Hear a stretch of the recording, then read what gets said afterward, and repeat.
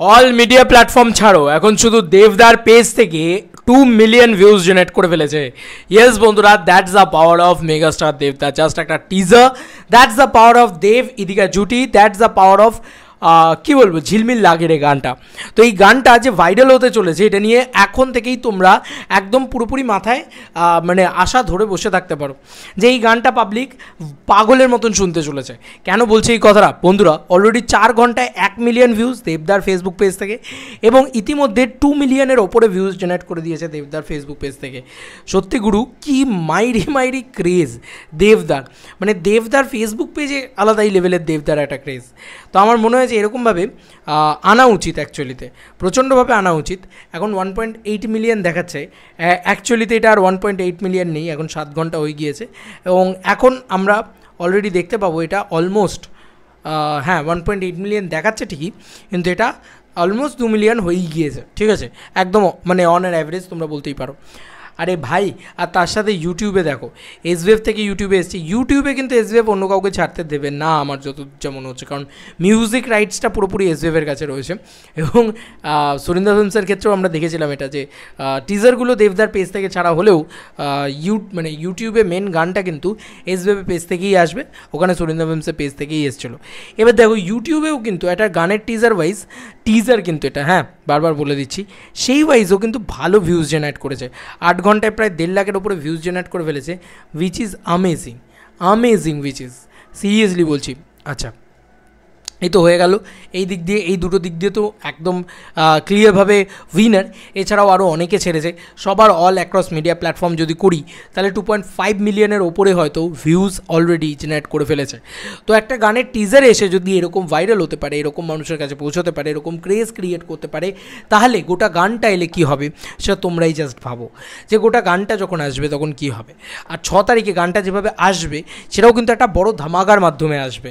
একে তো ওই বাসটাকে নিয়ে ভাই যেখান থেকে পারছে যত পারছে ভিডিওস ইত্যাদি দেখা যাচ্ছে, মানে ওই বাসটার ভিডিওস আমাকে তো হাসান 1 by 1 পাঠাতে থাকে রেগুলার, যে এটা দেখো, ওটা দেখো, সেটা দেখো।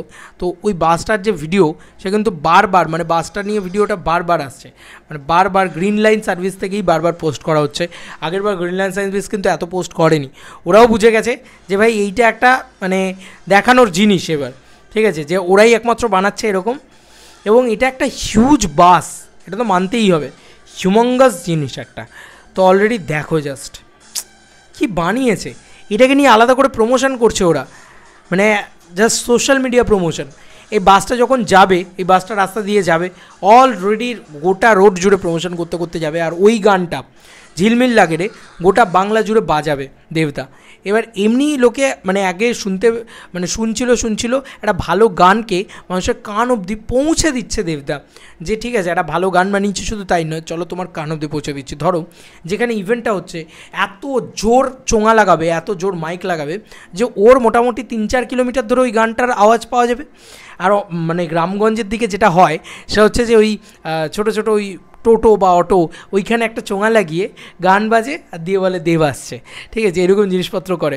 তো সেই করে আরও বেশি করে প্রমোশন হবে। তো আমি বারবার বলছি, রঘু ডাকাত কিন্তু গোটা বাংলার ছবি, রঘু ডাকাত কিন্তু শুধু কলকাতার ছবি না, রঘু ডাকাত কিন্তু শুধু পার্টিকুলার কোনো জায়গার ছবি না, রঘু ডাকাত গোটা বাংলায় সেলিব্রেশনের সিনেমা। আর দেবদা আফটার খাদান কী শুরু করেছে ভগবান জানে, মানে সত্যি বলছি, ধূমকেতুর মতন ছবিও শিলিগুড়ি, জলপাইগুড়ি, কোচবিহার, ঠিক আছে, এই সমস্ত জায়গায় দারুণ ব্যবসা করছে। দার্জিলিংয়ে গিয়ে মারছে, তোমার কি যেন বলে, শোজ পাচ্ছে। তো রঘু ডাকাত আমার মনে হয় আরও একটা নেক্সট লেভেলে যেতে চলেছে।